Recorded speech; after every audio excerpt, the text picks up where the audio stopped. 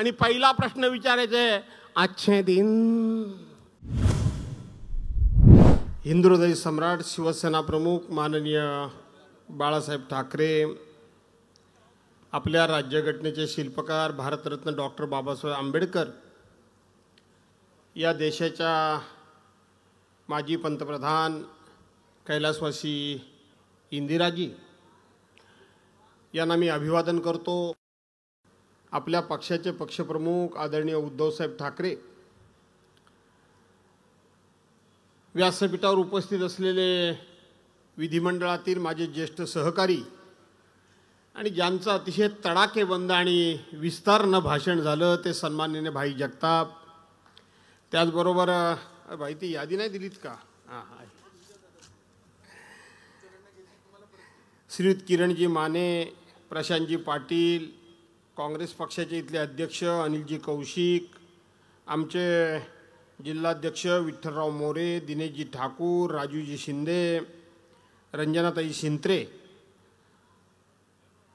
सलुजाताई सुतार, सुनीताताई सकपाळ, व्यासपीठावर उपस्थित असलेली सर्वच मान्यवर मंडळी,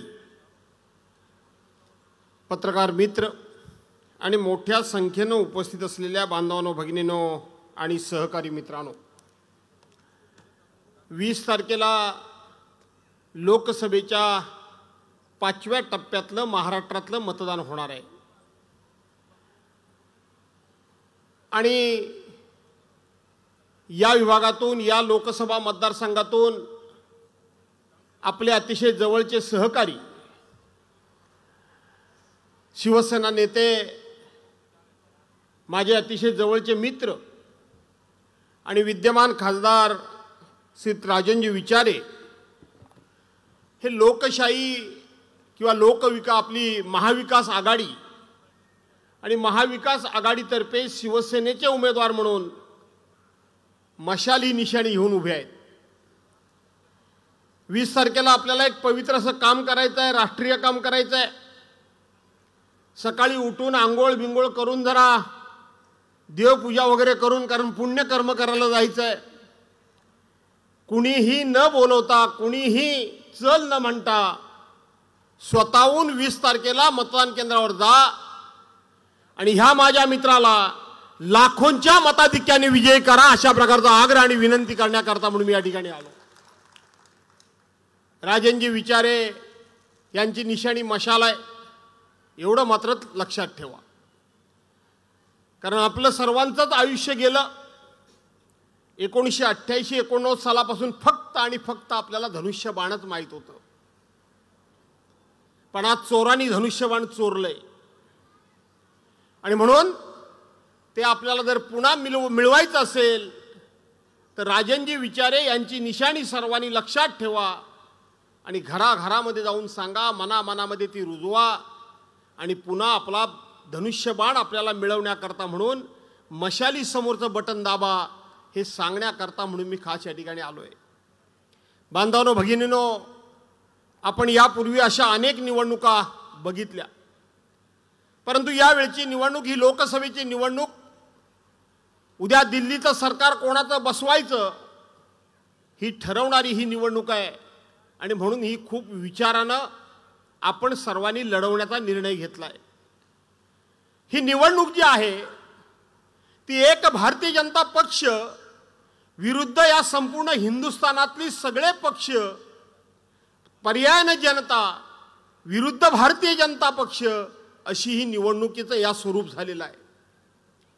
आणि ती गरज आहे. मी आज संपूर्ण जवळ महाराष्ट्र फिरलो. कालपर्यंत 3ऱ्या टप्प्याचं मतदान झालं. विदर्भातून फिरतीला सुरुवात केली. विदर्भ केला, मराठवाडा केला, पश्चिम महाराष्ट्र केला, उत्तर महाराष्ट्र केला, कोकण केला आणि आज या ठिकाणी आलोय. फक्त उमेदवार हा निमित्त आहे. आम्ही आपल्या सर्वांना विनंती करतो, हे निमित्त आहे, पण ही निवडणूक संपूर्णपणे जनतेनंच आपल्या हातामध्ये घेतलेली आहे. हे चित्र संपूर्ण मी पाहतोय आणि अनुभवतोय. जनतेने घेतलेली, हातामध्ये घेतलेली निवडणूक आहे. बांधवांनो, भगिनींनो, माझ्यानंतर आमच्या खासदार प्रियंकाताई चतुर्वेदी येणार आहेत. त्यांनाही संधी द्यावी लागेल आणि म्हणून मी थोडक्यातच बोलणार आहे. आपल्याला आठवत असेल की आजचे विद्यमान पंतप्रधान नरेंद्र मोदी यांची सध्या भाषणं ऐकलीत? यांची सध्या तुम्ही जरा भाषणं ऐका. नरेंद्र मोदी यांनी आता तलवार मॅन केलेली आहे. ते फक्त भाषणं करायची म्हणून भाषणं करतायत. 2004-2019 सालचा जोश, ती ऐट, तो रुबाब हा आता शिल्लक राहिलेला नाही. तर तुम्हाला आजच सांगतो की नरेंद्र मोदींनी पूर्णपणे सपशेल हार पत्करलेली आहे. त्यांना कळून चुकलंय की आपण पराभूत होतोय. आपलं सरकार येऊ शकत नाही. हे नरेंद्र मोदींच्या चेहऱ्याकडे बघा, त्यांची बॉडी लँग्वेज बघा आणि त्यांची भाषणं बघा. देशामधला निवडणूक आयोग जिवंत आहे की नाही? काय चाललंय काय? शिवसेनेच्या गीतामध्ये, प्रचार गीतामध्ये, शिवसेना गीतामध्ये फक्त भवानी आणि शिवाजी महाराजांचं नाव आलं म्हणून निवडणूक आयोग आमचे पक्षप्रमुख उद्धव साहेबांना त्या ठिकाणी नोटीस देतो. कालचं बीड मधलं पंतप्रधानांचं भाषण माझी इच्छा नसताना भाई मी ऐकलं. देशाचा पंतप्रधान आपल्या जे काय 32-33 मिनिटाचं भाषण करतो त्याच्यामध्ये फक्त आणि फक्त हिंदू मुस्लिम याशिवाय काहीही बोलत नाही. यांची एवढी बदल गेले की जर काँग्रेसचं सरकार आलं तर आम्ही उभं केलेलं अयोध्येतलं मंदिर सुद्धा हे संपवून मोकळे होतील इथपर्यंत यांची बोलण्याची भाषा गेली आहे. इथपर्यंत राम मंदिराच्या उभारणीला विरोध कोणी केला, कधी केला, कुठल्या पक्षानं केला, केव्हा केला, या संदर्भामध्ये देशाचे पंतप्रधान भाष्य करायला तयार नाहीत. त्या ठिकाणी 370 कलम सातत्यानं सांगतायत. त्या 370 कलमाचे फायदे तोटे काय झाले ते सांगायला तयार नाहीत. आणि म्हणून फक्त आणि फक्त आरोप करायचा. आणि शेवटची पंतप्रधानांची धडपड चालली आहे की ह्या देशामध्ये हिंदू मुस्लिम करून बुडत्याला काडीचा आधार मिळतोय काय हे बघण्याचं पंतप्रधानांचा शेवटची धडपडणी प्रयत्न चाललाय. पण या देशातली जनता सुजाण आहे. त्यांनी ठरवलंय की यांना बुडत्याला काडीचा आधार द्यायचा नाही, तर यांना पूर्णपणे बुडवायचं आणि ह्या देशातली लोकशाही वाचवायची. यांना बुडवायचंच, भारतीय जनता पार्टीला बुडवायचंच आणि या देशातली लोकशाही वाचवायची. डॉक्टर बाबासाहेब आंबेडकरांचं संविधान वाचवायचं, डॉक्टर बाबासाहेब आंबेडकरांची घटना वाचवायची आणि हा देश सुद्धा वाचवायचा. आणि म्हणून आपण आठवण करा, 2014ची निवडणूक ही नरेंद्र मोदींनी भारतीय जनता पार्टीने एका स्लोगनवर जिंकली. असं व्यासपीठ असायचं आकर्षक आणि असे यायचे, अगदी एखादा हिरो कसा येतो अशा पद्धतीने त्यांची एंट्री असायची आणि मग असा हात करायचे. नरेंद्र मोदी हात कुठला करतात कधी बघितलं काय? नरेंद्र मोदींनी कधी उजवा हात केलेला पंतप्रधानांनी तुम्ही कधी बघितलात? डावा हात करायचे आणि पहिला प्रश्न विचारायचे, अच्छे दिन. मग इकडचे करायचे आएंगे, अच्छे दिन.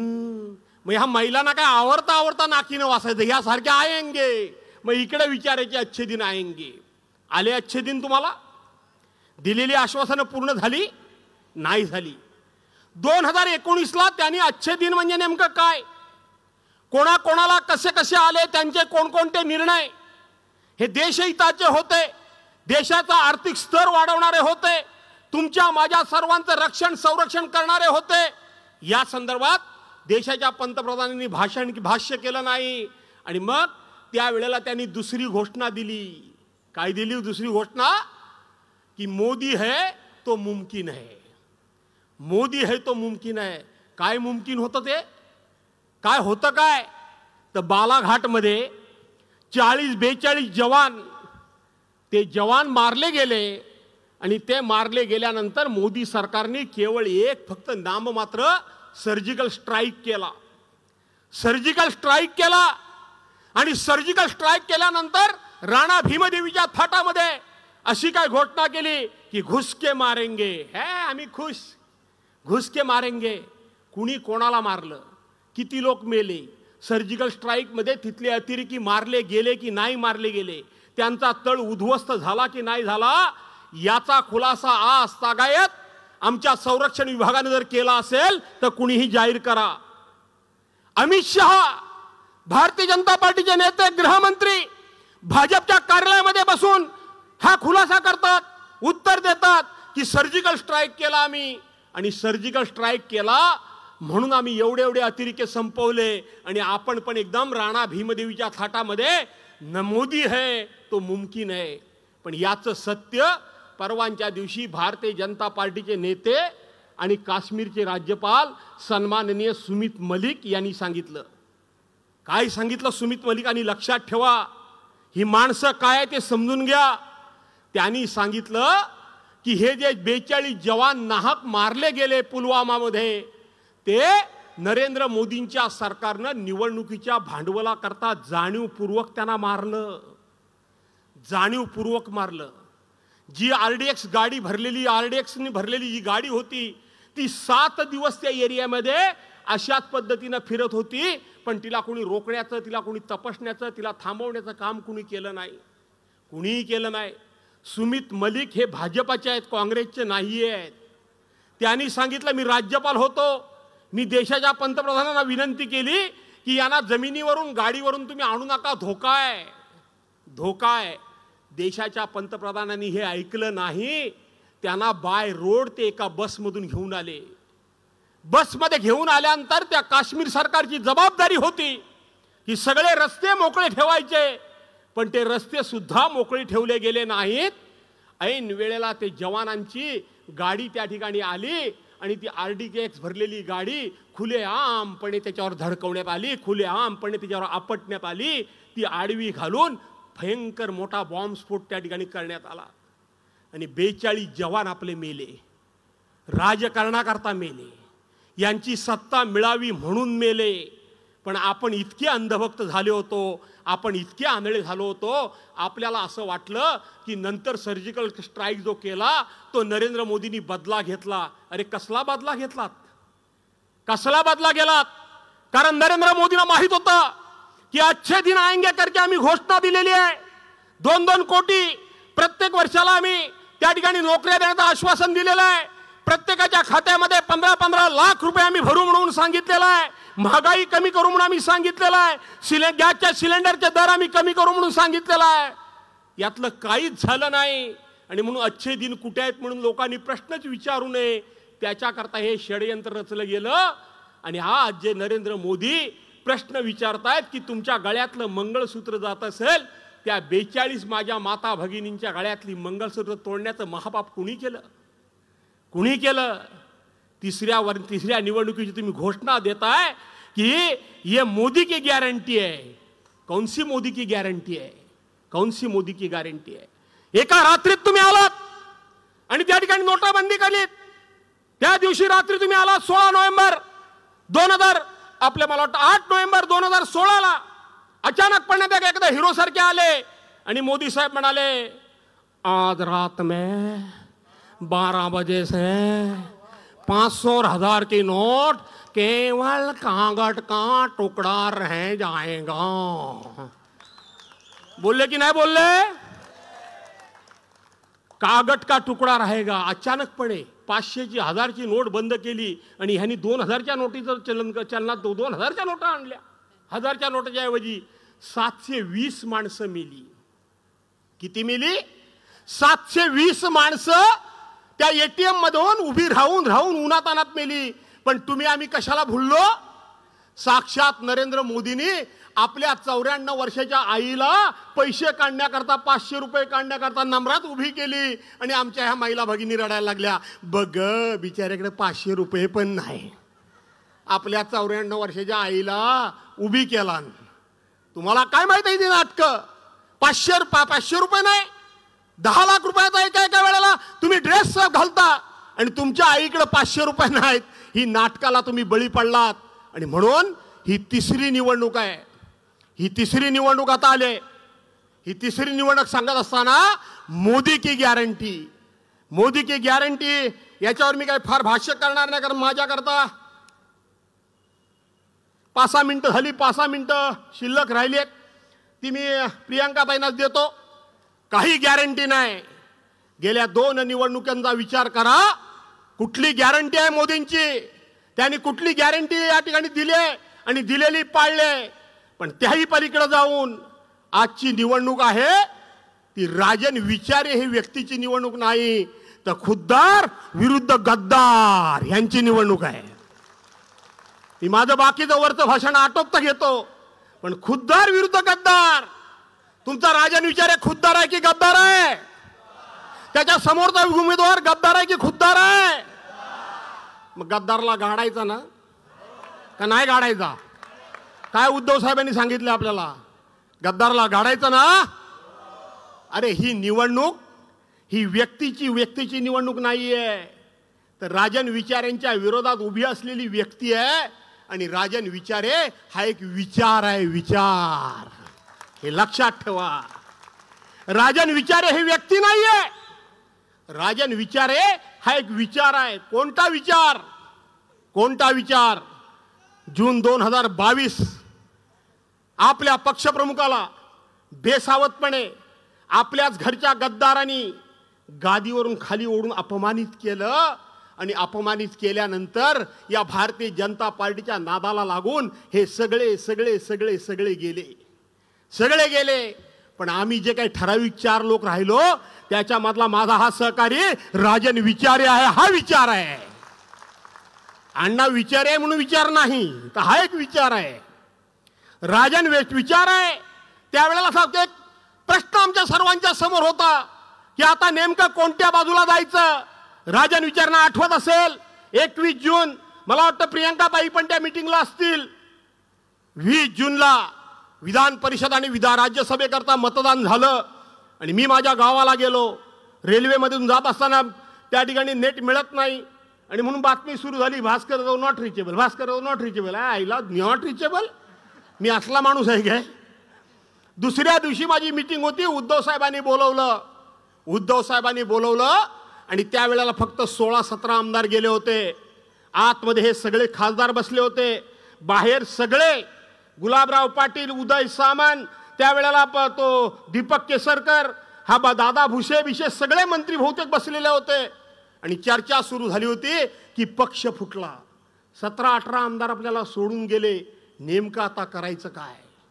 उलट सुलट चर्चा सुरू झाली होती. सगळ्यांचा कल होता की आपण भाजप बरोबर जाऊया.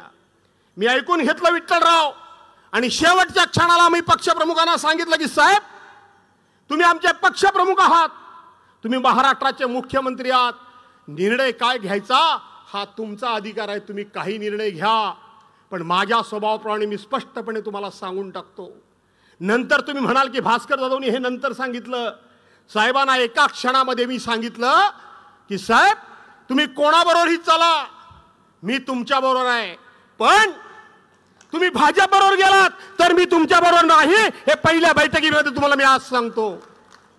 भाजप बरोबर गेलात तर मी तुमच्या बरोबर नाही. साहेबांचं तेव्हा नुकतंच ऑपरेशन झालं होतं. साहेबांना व्यवस्थितपणे उठता बसता येत नव्हतं भाई. साहेबांनी एका क्षणामध्ये सांगितलं सगळे गेलात तर गेले तरी चालतील, भास्करराव तू मी दोघांनी आपण लढूया, पण भाजपमध्ये जायचं नाही. आणि त्यावेळेला जी काय 5-10 मंडळींनी होकार दिला त्याच्यामध्ये अग्रेसर जर कोण होता तर हा तुमचा मित्र, माझा मित्र राजन विचारे होता, हे लक्षात ठेवा. आणि त्यानंतर राजन विचाऱ्यांबरोबर जे राहिले त्यांच्यावर काय काय बेतले ते सगळं मला माहिती आहे. 10-15 तरी सभा भाई मी ठाण्यामध्ये घेतल्या. राजन विचारांनी ज्या वेळेला हाक मारला त्या वेळेला मैदानात मी उतरलो. कशाची पर्वा बाळगली नाही, आम्ही बाळगतच नाही, तुम्हाला माहितीच आहे सगळं. मी उतरलो आणि म्हणून आज राजन विचारे जिंकणं म्हणजे एक विचार जिंकणं. राजन विचारे जिंकणं म्हणजे उद्धव बाळासाहेब ठाकरे जिंकणं, राजन विचारे जिंकणं. आणि म्हणून महाविकास आघाडी जिंकणं म्हणजे ह्या देशातली लोकशाही जिंकणं, संविधान जिंकणं, घटना जिंकणं. आणि ते जिंकण्याकरता म्हणून 20 तारखेला राजन विचारांच्या निशाणी समोरचं बटन, मशाल या निशाणी समोरचं बटन दाबून राजन विचारांना विजयी करा असा आग्रह आणि विनंती करतो. आपली रजा घेतो. जय हिंद, जय महाराष्ट्र. देश विदेशातील प्रत्येक घडामोडींचे लाईव्ह अपडेट मिळवण्यासाठी आता साम टीव्हीच्या सर्व सोशल मीडिया प्लॅटफॉर्मला लाईक, फॉलो आणि सबस्क्राईब करा. तसंच सर्व नोटिफिकेशनसाठी बेल आयकॉन प्रेस करायला विसरू नका.